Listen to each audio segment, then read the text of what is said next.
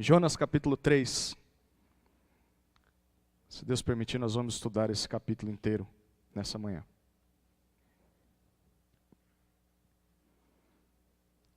Com certeza há vários tipos de pessoas aqui presentes.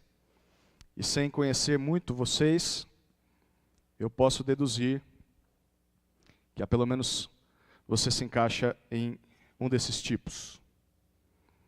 Há aqueles que têm medo de pecar. Pessoas que não querem falhar com Deus. Há aqueles que amam pecar. Aqueles que não ligam se estão em desobediência a Deus. E há aqueles que estão desesperados por perdão de Deus, porque perceberam quão grave é o seu pecado. Nesse texto, Deus nos ensina como Ele lida com o pecador, com o pecado e com o verdadeiro arrependimento. A primeira pergunta que esse texto nos responde é como Ele lida com o pecador. Acompanhe comigo a leitura dos versículos 1 a 4 de Jonas 3. A palavra do Senhor veio a Jonas pela segunda vez. Vai agora à grande cidade de Nínive e proclama a mensagem que eu te ordeno. Jonas foi imediatamente para Nínive, segundo a palavra do Senhor. Nínive era uma cidade grande e se levava 3 dias para percorrê-la. Jonas começou a percorrer a cidade por um dia, clamando: Nínive será destruída daqui a 40 dias. Como Deus lida com o pecador? O texto começa mostrando que pela segunda vez a palavra do Senhor veio a Jonas. Mas por que segunda vez? Se você está um pouco familiarizado com o livro de Jonas, você lembra que Deus chamou Jonas? Jonas era um profeta, era um mensageiro, era um crente.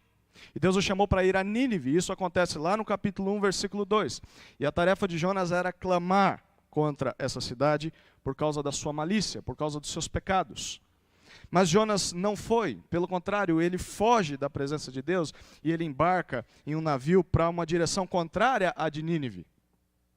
Mas o texto no capítulo 1 diz que isso foi inútil, porque Deus envia uma tempestade tremenda para que o navio não continue. E Jonas teve de ser lançado ao mar pelos marinheiros para que as águas se acalmassem. E dentro do oceano, Jonas acreditou que morreria. Mas ao seu último suspiro, Deus o salvou por meio de um grande peixe que o engoliu. E nós vemos a descrição disso no capítulo 2. E do ventre do peixe, Jonas ora, grato pelo livramento do Senhor. E Deus ordena que o peixe o vomite de volta à terra. Então é aqui que a nossa história no capítulo 3 começa. Jonas está de volta à terra, de onde ele nunca deveria ter saído. E Deus dá uma segunda chance ao profeta. E nós vemos o que Deus queria de Jonas no versículo 2. Deus queria dar uma segunda chance a Jonas. Ele diz novamente: Jonas, se disponha, se levante, vá até Nínive e proclame, literalmente grite contra Nínive. E o que Jonas deveria pregar? Deus diz: a mensagem que eu te digo, que eu ordeno. Perceba que Jonas não é chamado a falar o que ele quisesse ou simplesmente ir até Nínive. Ele tinha uma missão, e a missão era ir até aquele local e falar exatamente o que Deus lhe mandasse. Ele não deveria nem tirar e nem pôr. Eu quero te fazer uma pergunta. Você percebe como Deus chama Nínive no versículo 2? Ele chama de grande cidade. Sobre isso nós vemos no versículo 3. Diferente da primeira vez, no verso 3, Jonas se levanta. E ele se dispõe, mas dessa vez não para fugir, mas para ir até Nínive, segundo a palavra do Senhor. E agora parece que Jonas já entendeu que não dá para fugir da vontade de Deus. Mas para que isso acontecesse, foi necessário uma grande tempestade, uma experiência de quase morte, e experimentar um grande livramento para que ele soubesse disso. Perceba que o texto também nos dá uma informação sobre Nínive. No versículo 3, novamente, ele diz que era uma cidade grande. Essa expressão ela é repetida 3 vezes nesse livro sobre Nínive, e pode se referir tanto a tamanho quanto em importância. É por isso que a Almeida atualizada, ela traz que Nínive era muito importante diante de Deus. Ou seja, Nínive era uma cidade grande em tamanho e importância para o Senhor. Mas o que tem a cidade de Nínive? Por que Deus manda Jonas para essa cidade? E por que essa cidade é chamada de grande cidade? Jonas era um israelita, e ele viveu numa época de prosperidade econômica e territorial. Mas também viveu nessa época em que havia desvio espiritual. O rei da época era Jeroboão II, e ele era um mau rei. Ele não temia Deus, por isso toda a nação havia deixado a palavra de Deus de lado e seguido o rei. E nessa mesma época, havia uma outra nação que estava crescendo no cenário global. Se chamava Assíria. Só que a Assíria era mais poderosa que Israel. E mais cedo ou mais tarde, ela conquistaria a terra de Jonas. A capital da Síria se chamava Nínive. E é para esse lugar que Deus manda Jonas ir pregar, a grande cidade de Nínive. Nínive poderia ser descrita grande em 4 sentidos. Primeiro, grande em tamanho. Em Naum, ela é chamada de cidade-rainha.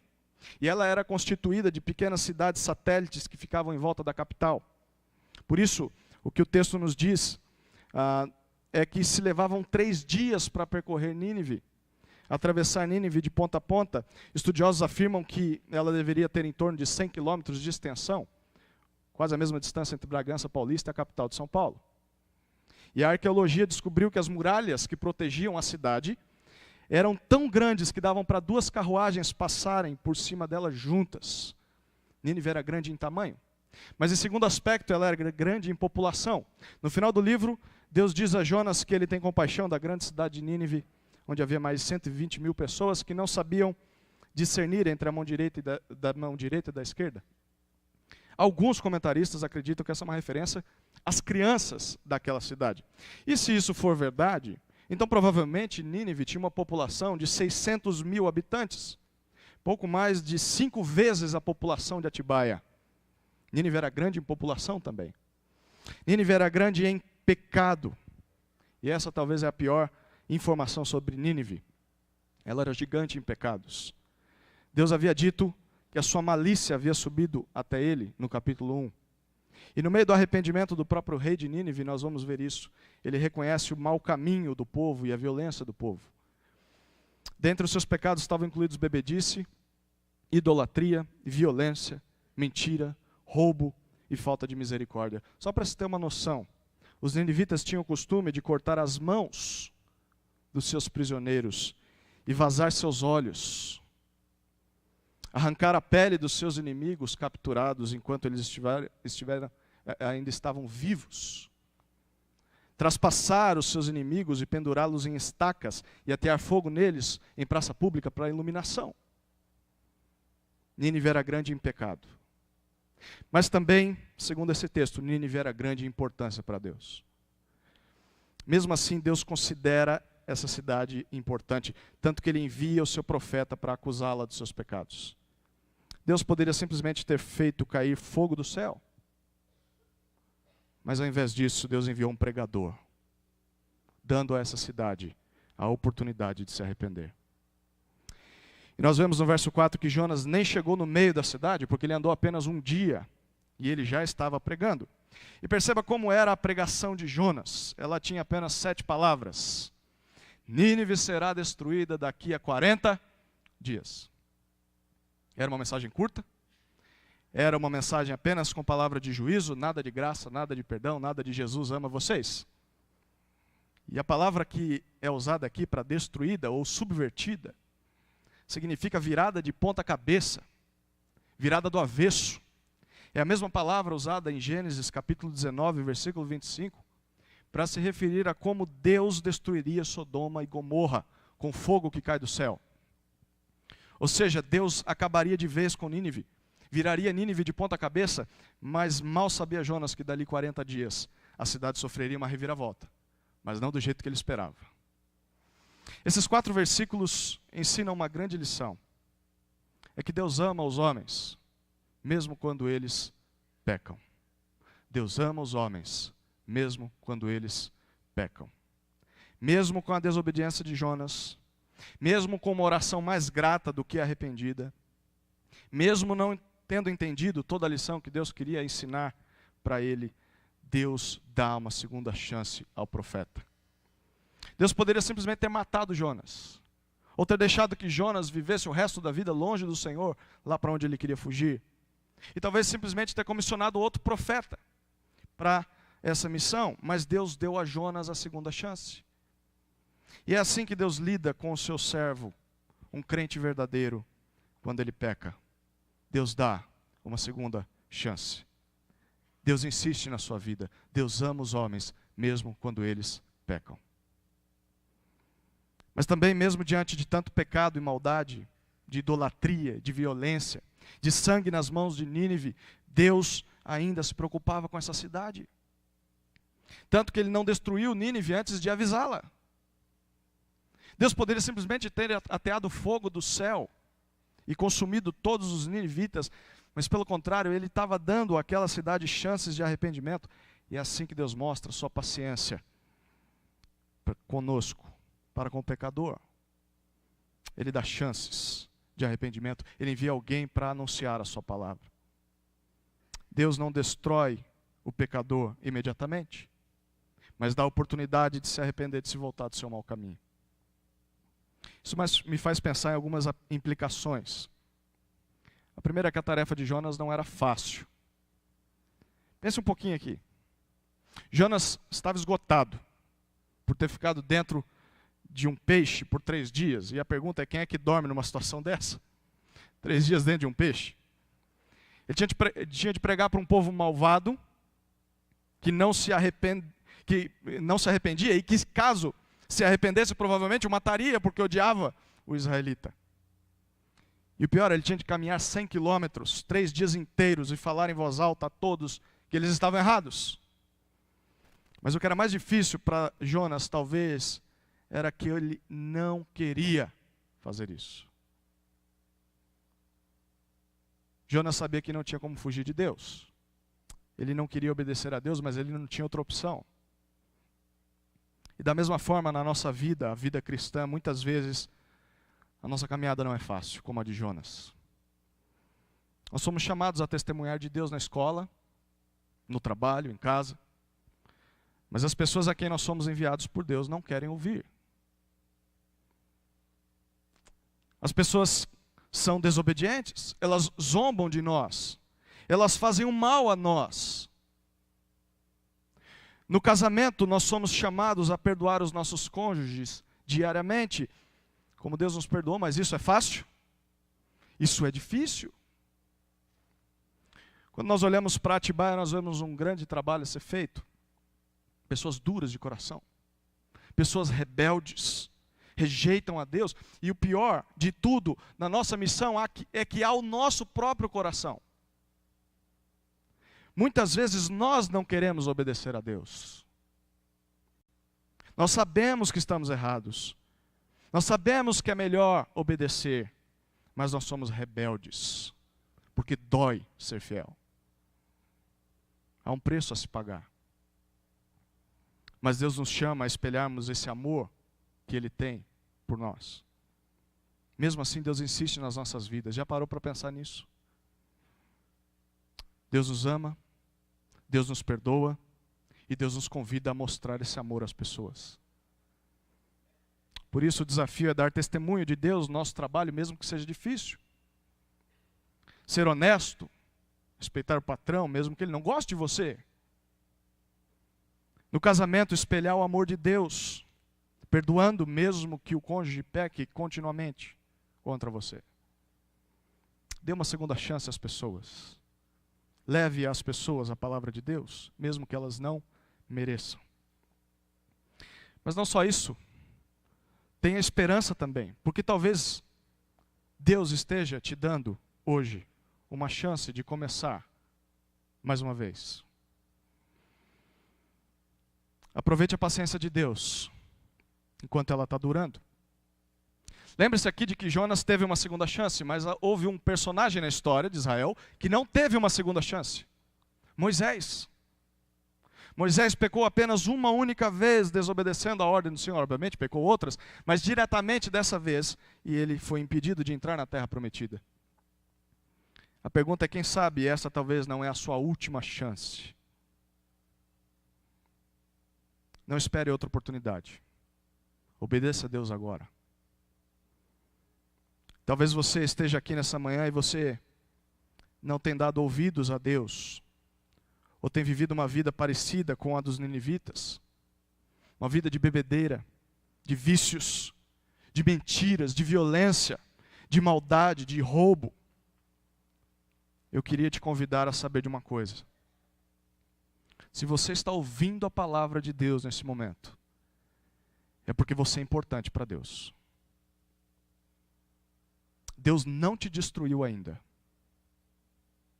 Deus não pôs fim à sua vida, mas Ele está te fazendo ouvir a sua palavra. Por isso, se arrependa, porque Deus está te dando a chance de voltar para Ele. Deus quer te salvar. Não espere os 40 dias, talvez nem isso você tenha. Deus ama o pecador mesmo quando ele peca. Foi por isso que Ele enviou seu Filho ao mundo, para morrer por pecadores, para morrer no meu e no seu lugar. Em Cristo nós somos perdoados mesmo não merecendo. Essa é a maneira como Deus lida com o pecador. A segunda pergunta que esse texto responde é como Deus lida com o pecado, versículos 5 a 9. Acompanhe comigo a leitura. Os habitantes de Nínive creram em Deus e decretaram um jejum. E vestiram-se de pano de saco do mais rico ao mais pobre. A notícia também chegou ao rei de Nínive. Ele se levantou do trono e, tirando o manto, cobriu-se de pano de saco e sentou-se sobre cinzas. Então fez uma proclamação e a publicou em Nínive, por decreto do rei e dos seus nobres. Que nem homens, nem animais, nem bois, nem ovelhas provem coisa alguma. Não comam, nem bebam água, mas sejam cobertos de pano de saco, tanto os homens como os animais, e clamem com fervor a Deus.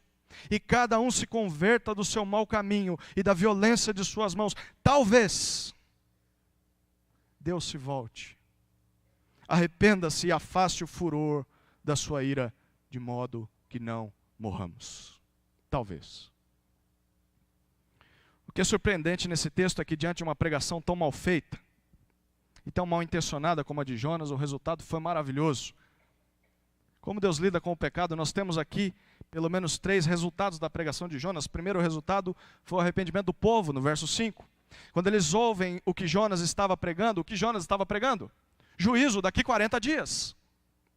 Os ninivitas, o versículo 5 diz, creram em Deus. Perceba, eles não só creram na mensagem de Jonas, mas eles creram no Deus que estava enviando aquela mensagem. E eles não só creram, mas reagiram a essa fé.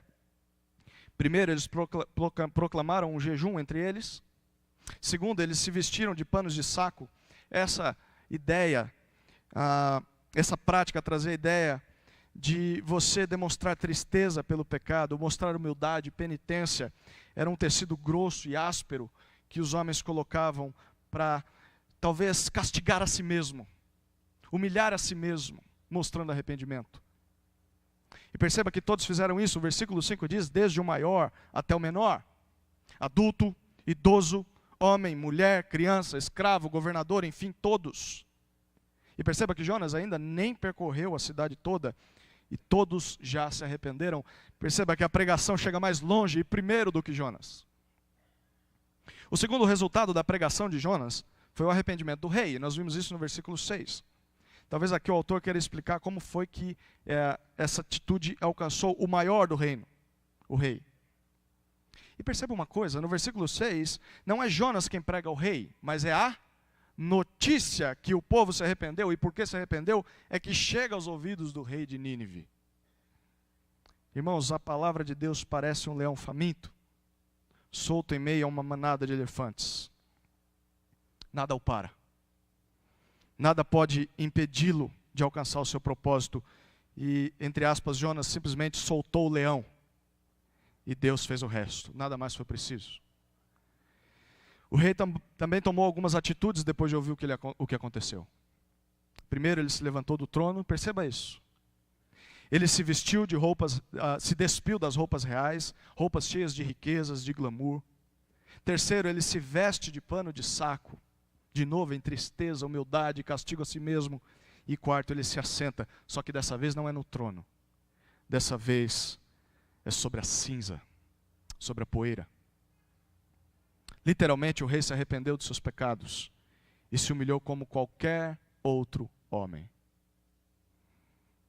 Interessante perceber que quando se trata de pecado, todos os homens são iguais diante de Deus.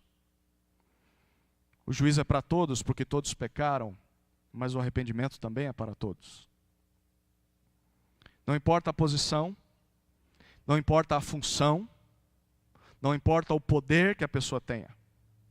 Diante de Deus, todos são como esse rei ficou. Todos nós somos humilhados no pó, nus, com roupas grosseiras, sem nada de bom para oferecer para Deus. O terceiro resultado da pregação de Jonas foi o decreto do rei, nos versículos 7 a 9. O rei não só se humilha e se arrepende, como emite um decreto em Nínive. E nesse decreto o rei ordena 4 coisas. Primeira ordem é um jejum, versículo 7. Ele diz: o rei e seus nobres dizem ao povo: nenhum homem, nenhum animal, boi ou ovelha devem comer ou beber coisa alguma. Perceba que até os animais estão envolvidos nisso. Por quê? Provavelmente porque os animais faziam parte da idolatria dos ninivitas. E quando o rei manda que eles também participem do jejum, o rei está mandando que a engorda desses animais pare e que os sacrifícios também parem. A segunda ordem, versículo 8, é a humilhação. Ao invés de comer e beber alguma coisa todos, ele diz: homens e animais devem ser cobertos de pano de saco. Novamente, aquela prática que simbolizava tristeza, humilhação, penitência. Terceira ordem, ainda no verso 8, todos deveriam clamar. Aqui é a mesma palavra usada quando Deus chama Jonas. Clame contra a cidade. Agora a palavra é usada para que o povo clame a Deus. Ou seja, todos deveriam agonizar e gritar a Deus em oração. Quarta ordem, conversão, ainda no final do verso 8.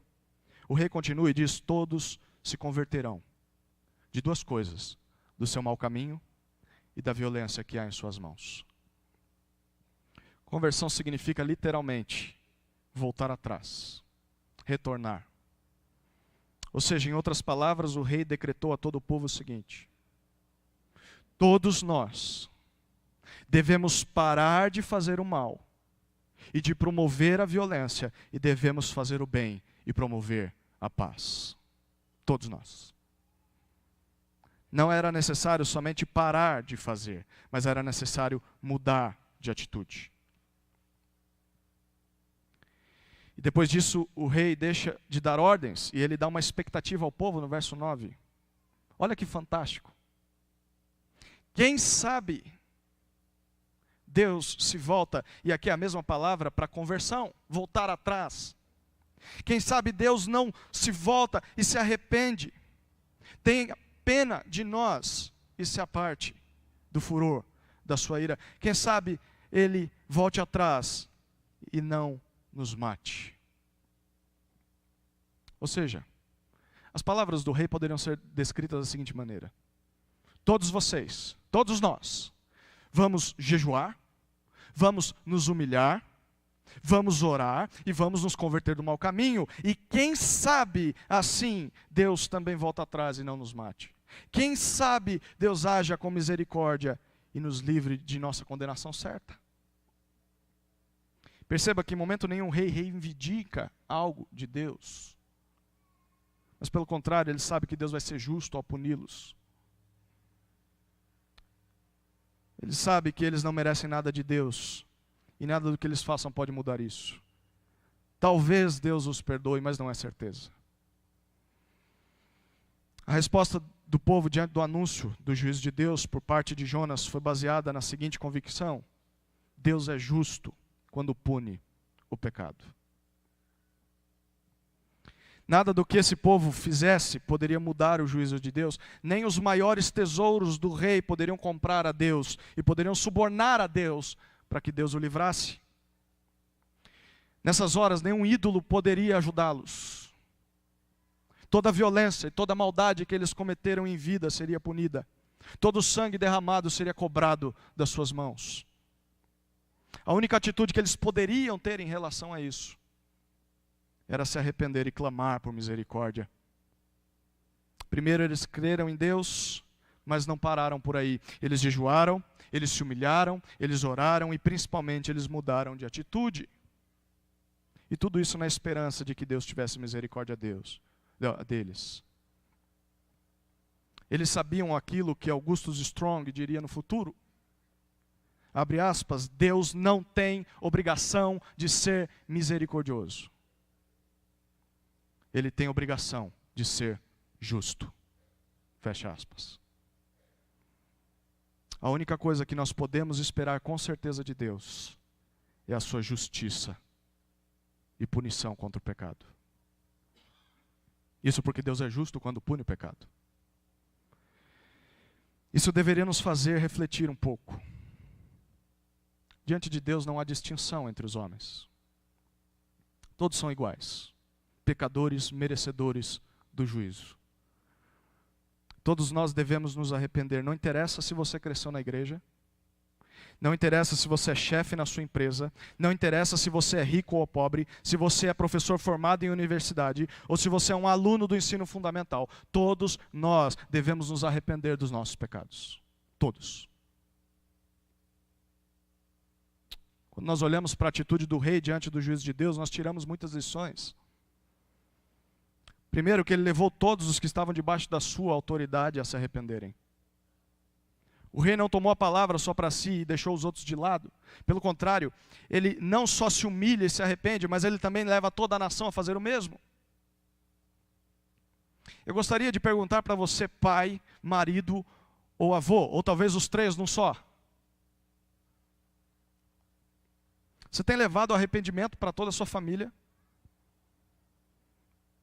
Você se arrepende e leva a palavra de juízo de Deus para dentro do seu lar? Você leva os seus a entenderem o quão são pecadores e carentes da graça de Deus?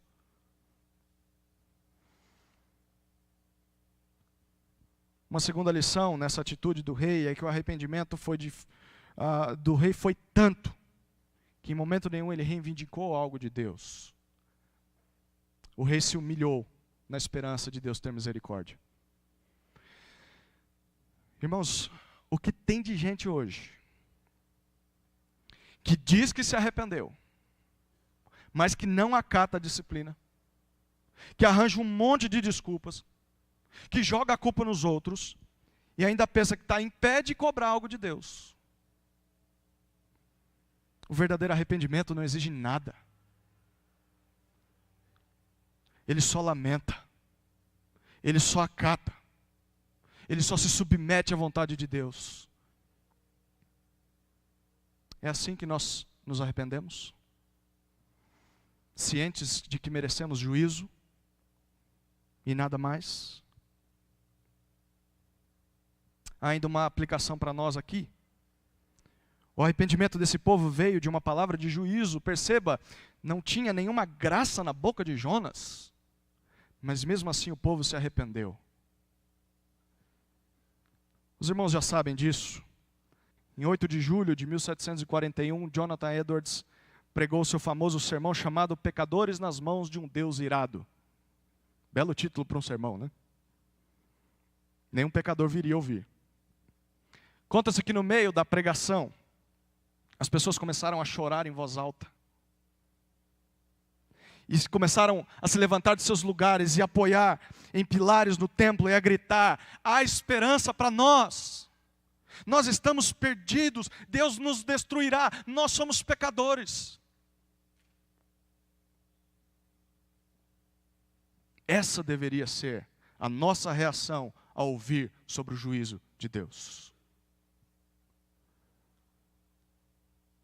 Por isso nós precisamos saber que nós precisamos ouvir a palavra de Deus. Nós precisamos conhecer o Deus Santo e conhecer o nosso pecado por meio da palavra.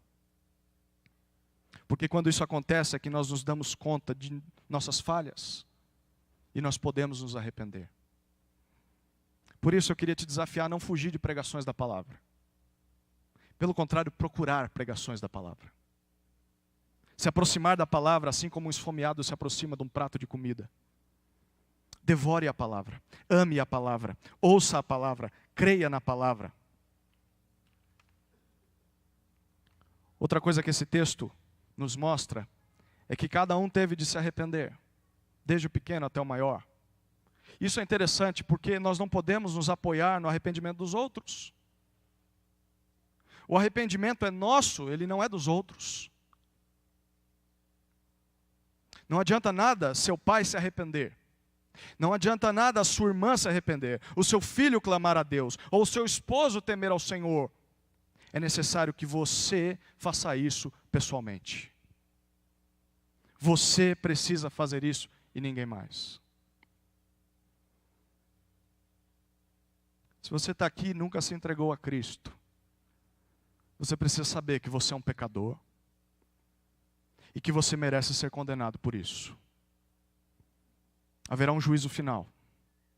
E Deus não será injusto em te condenar ao inferno. Somente por meio de Cristo você pode ter esperança. É para isso que Ele morreu na cruz, para te perdoar. Somente confiando a sua vida a Ele, você poderá ser declarado justo por Deus. Porque pelo seu próprio braço isso é impossível. Nada do que você faça ou tenha poderá comprar a Deus. É assim que Deus lida com o mal no mundo.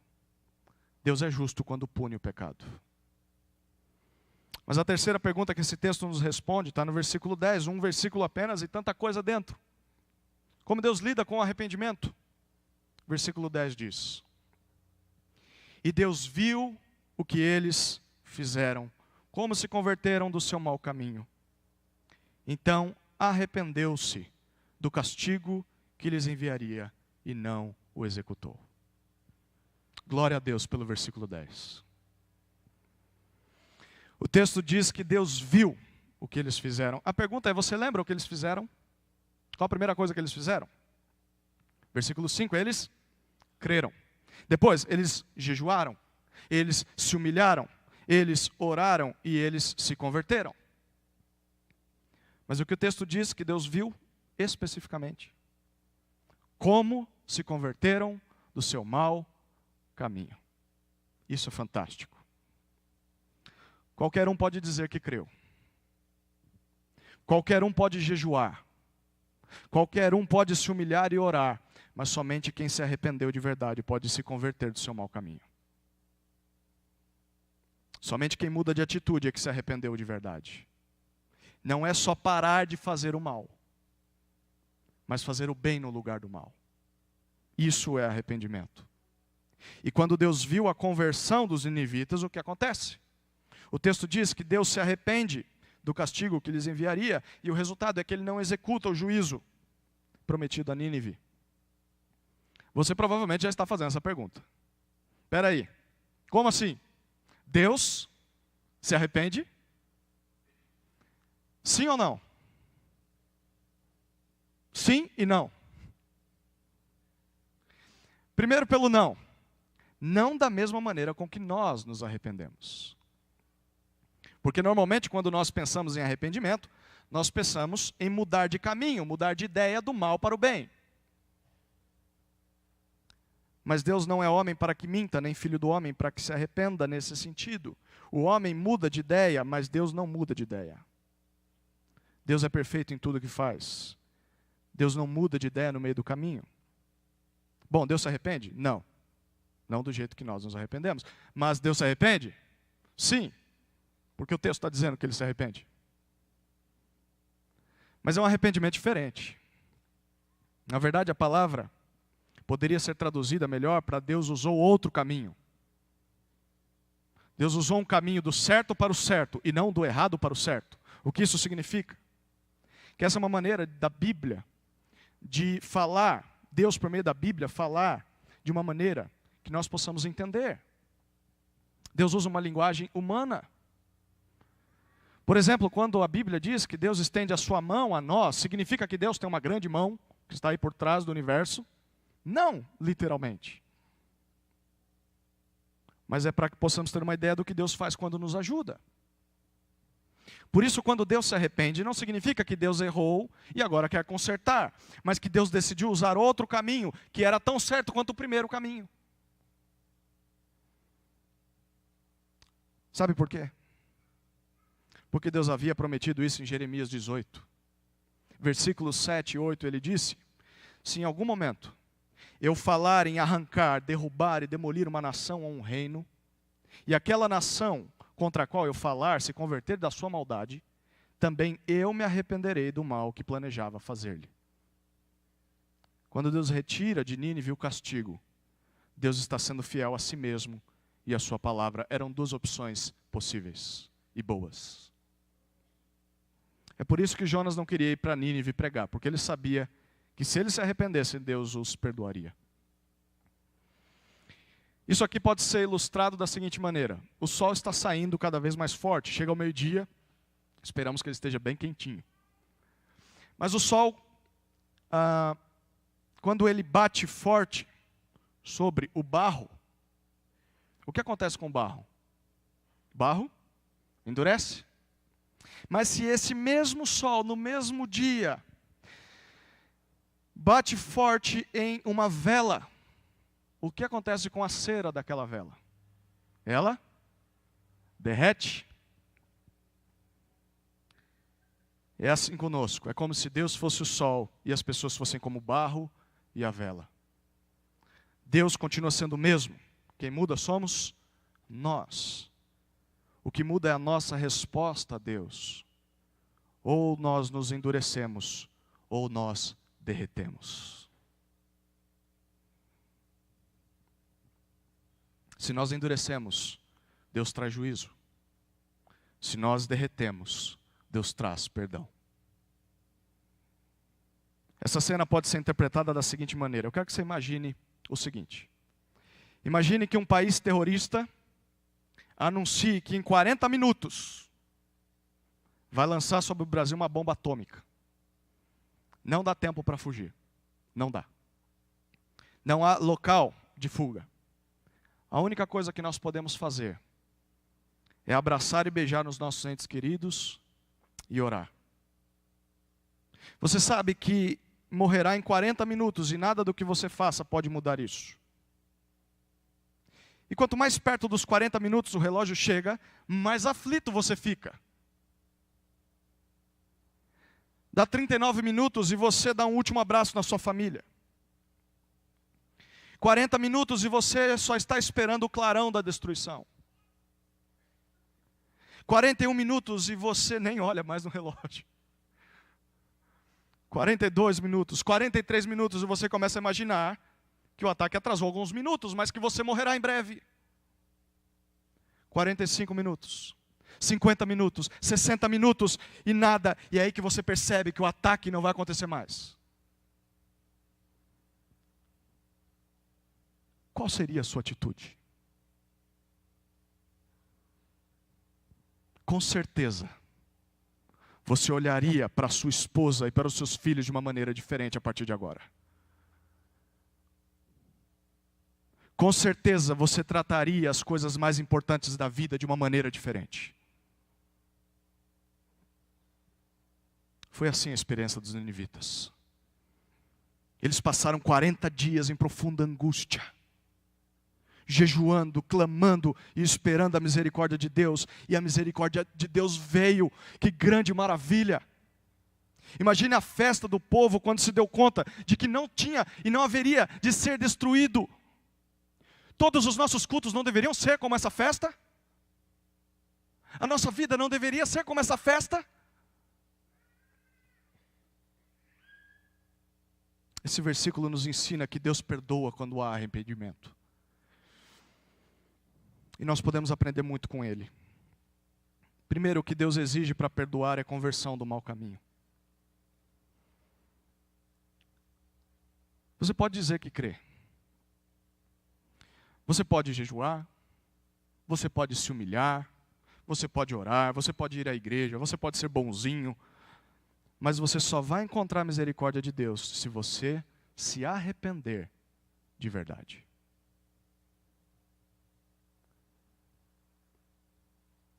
E isso vai ser visto na sua conversão. Na sua vontade e na sua disposição a abandonar o pecado e começar a praticar a justiça.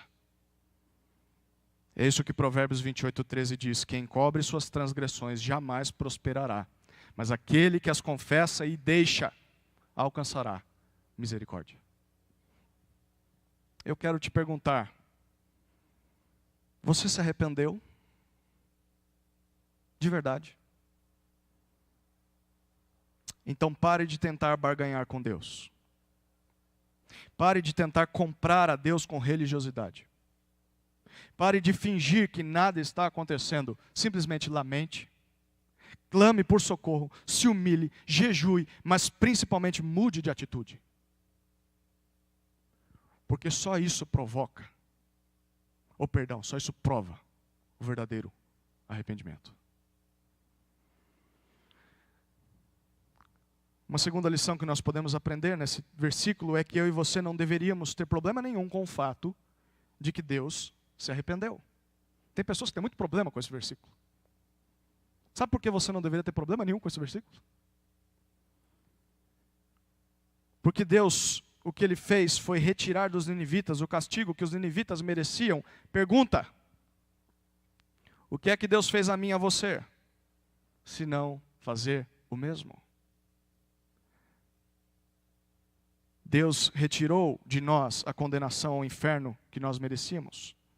Mas a pergunta é: como é que Deus pode ser justo ao fazer isso? A resposta é por meio da cruz. Antes de morrer, Deus enviou seu Filho para morrer em uma cruz. E sobre ele depositou toda a sua justa ira contra os nossos pecados.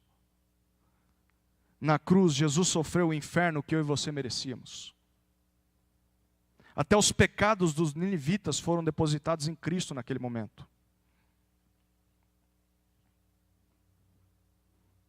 Isso porque Deus é justo. E sem derramamento de sangue não há remissão, perdão de pecados. Mas a graça de Deus é tão grande que, além de não nos punir pelos nossos pecados, Deus também nos torna justos. Ele coloca em nós a justiça do seu Filho, Jesus. Por isso nós podemos ser aceitos por Deus. Essa é a grande notícia da Bíblia. Deus se arrepende do mal que nós merecemos, enviando o seu Filho para nos perdoar. Por isso eu queria te desafiar a se arrepender sinceramente. Jesus é o único meio de obter o perdão de Deus e se livrar da justa ira dele. Deus só vai te perdoar se houver conversão genuína. Não somente expressões externas de religiosidade. Jejum, humilhação, oração. Isso porque é assim que Deus lida com o arrependimento, Ele perdoa. Jesus, quando foi rejeitado pelos religiosos da sua época, Ele disse o seguinte a eles. Lá em Lucas 11, Ele disse assim: